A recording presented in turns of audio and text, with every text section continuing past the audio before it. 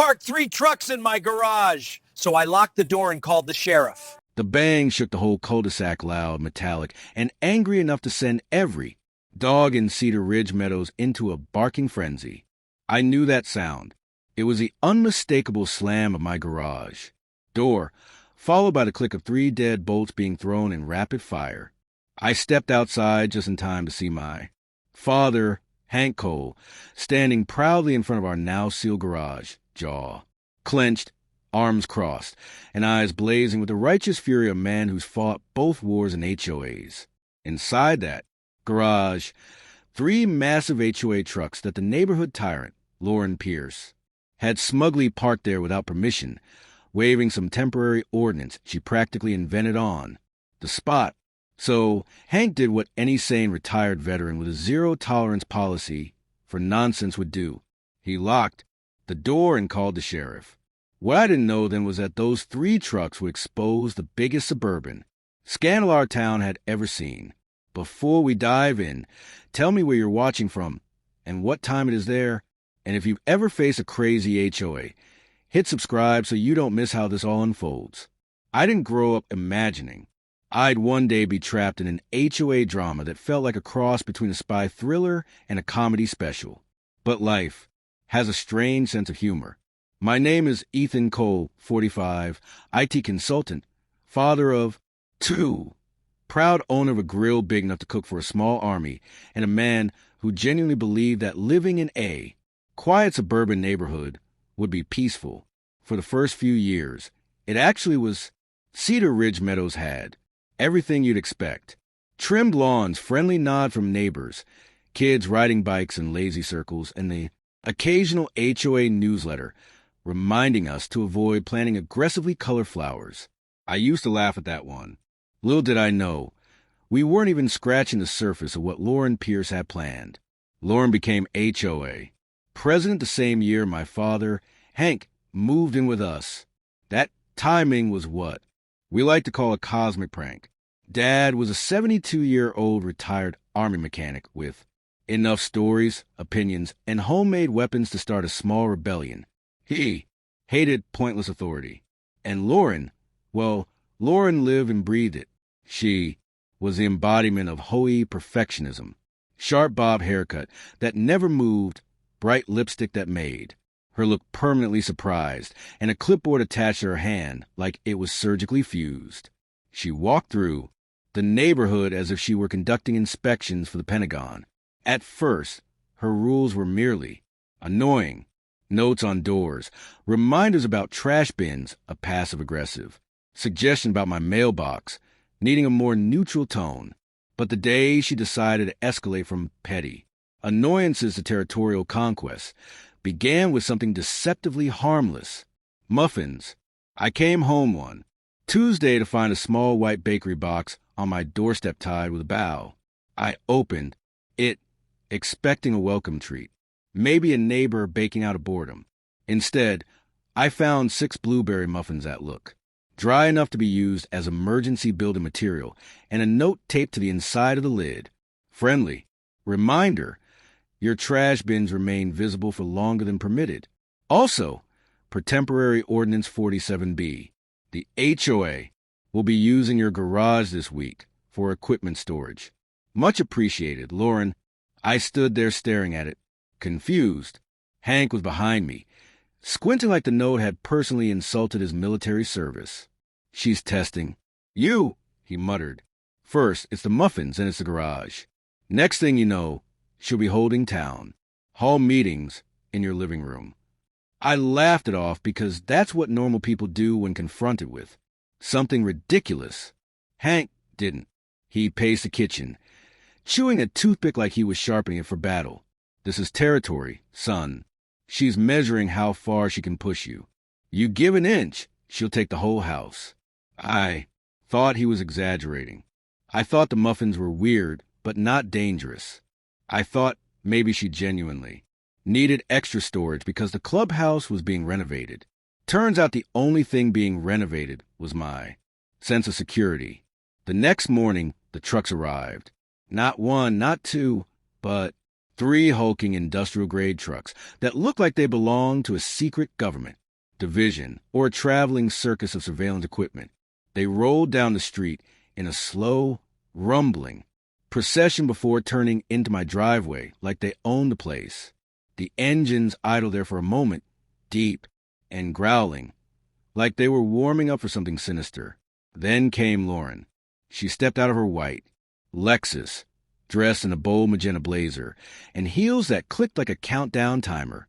She waved cheerfully as if this were a casual neighborhood favor instead of a blatant invasion of privacy. "Oh, Ethan, wonderful. They'll only be in there a few days," she said, gesturing toward the trucks. "HOA equipment overflow. You understand? Understand?" No, I did not. One of the drivers, big guy, no smile, walked up and held out a clipboard. "Garage code," he said. I opened my mouth to protest, but Lauren cut in. "It's all approved. Temporary Ordinance 47B. Don't worry, this is standard procedure." Hank appeared behind me like a ghost summoned by nonsense. "Approved by who?" he demanded.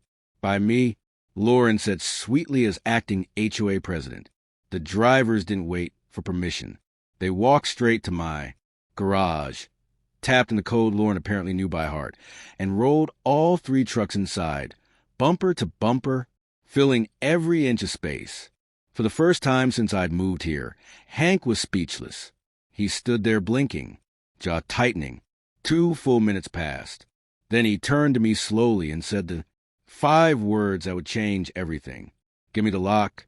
Son, I should have stopped him.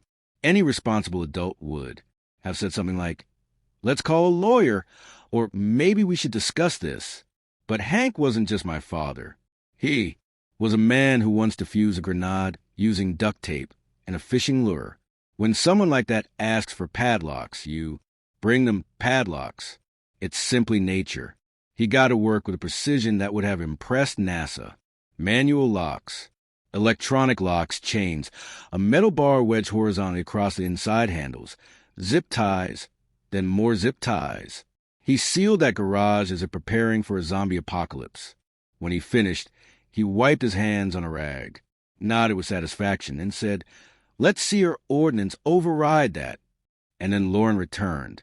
She strutted up the driveway as if she were walking into court to defend her honor. "Jack," she always got Hank's name wrong. "Those trucks are whole property. You can't legally." But Hank had already lifted the phone to his ear. "Yeah, Sheriff. Ramsey. I've got 3 unauthorized vehicles on my private property. Might be an attempted hostile takeover. Hard to say these days." Lauren's smile cracked like old paint. Cedar Ridge Meadows doesn't often witness police involvement. The wildest thing to happen before this was when Old Man Trumbull's goat escaped its pen and led 3 police cars on a slow chase around the fountain. So, when the sheriff's cruiser pulled up, everyone came outside like it was a parade.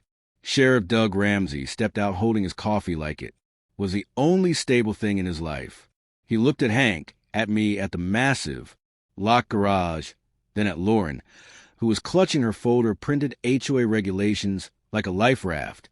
"Well," he said, sighing, "looks like I walked into another homeowner's turf war." Lauren launched into a speech about authority, ordinances, and community compliance. Hank interrupted her with the subtlety of a sledgehammer. "They're trucks, Sheriff. My garage is not a depot. My son is not a warehouse manager. And no one asked permission." Doug scratched his head and said the magic words.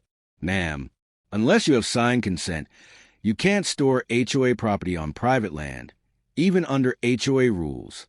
Lauren looked like she'd swallowed a lemon whole. She left that day with clenched fists and trembling rage. But the trucks stayed exactly where they were, and that was the moment Cedar Ridge Meadows crossed a line from suburbia into battlefield. Hank didn't say much of the rest of that day, which was usually a sign that the gears in his head were spinning fast enough to power the entire neighborhood. I kept expecting him to crack a joke, pour a beer, mutter about bureaucrats with too much free time, something, anything. But he was quiet, focused, The kind of quiet that happens right before a storm rolls in. I should have known he wasn't done. Not even close. That night, the neighborhood was buzzing like a kicked beehive. People walked their dogs extra slowly past my driveway, trying to peek at the locked garage without looking like they were. Trying to peek. Someone on the community Facebook group posted, "Rumor, sheriff, was called because HOA tried to store a SWAT truck in someone's garage. Anyone know more?" The comments exploded. Instantly, Hank was already a neighborhood legend, but after this, he'd become folklore. But while everyone else was gossiping, Hank was standing in the kitchen with the lights off, staring out the window like a man waiting for an ambush. "She'll come back," he muttered. "Lauren," I asked. "No," Hank said. "The Queen Lizard herself." I laughed. "Big mistake. You think I'm joking, son? People like her don't accept failure. They regroup. They retaliate. They slither. You're being dramatic. You'll see." I saw sooner than I thought. Around midnight, I heard a faint metallic clink. Outside. Not loud. Not bold. Sneaky. The kind of sound that makes your spine straighten before your brain even understands why. I nudged Hank awake. "Dad, someone's out there." He didn't grab a flashlight or a phone or a weapon. No, he grabbed the remote for our motion. Triggered sprinkler system, something he installed after watching raccoons steal tomatoes with military level. Coordination, as he put it. We crept to the window together. And there she was, Lauren Pierce, HOA president, in all her glory. Except instead of her usual power blazer and heels, she wore black leggings, a hoodie, and latex gloves. She looked like a burglar from a low-budget sitcom. She crouched by the garage, struggling with a bolt cutter that was almost as big as she was. Every time she squeezed the handles, she grunted like she was lifting a car. "Hank," whispered, "activate countermeasures." I pressed a button. The sprinklers erupted with the force of a broken fire. Hydrant. A jet of water blasted Lauren directly in the face, launching her backward onto the driveway with a scream that echoed down the entire block. She hit the ground, slid in a puddle, flailed like a fish, then scrambled up and sprinted away in soggy defeat. Hank nodded approvingly. "Textbook retreat," he said. By morning, the entire neighborhood knew what had happened. Someone had caught the whole sprinkler incident on a Ring camera, and by 9 o'clock a.m., it was circulating with the caption, "Operation Karen Washington." I even saw someone wearing a homemade T-shirt that said, "Team Hank," in big blue letters. Lauren, however, was not amused. She marched to her car, soaked, humiliated, and angrier than I'd ever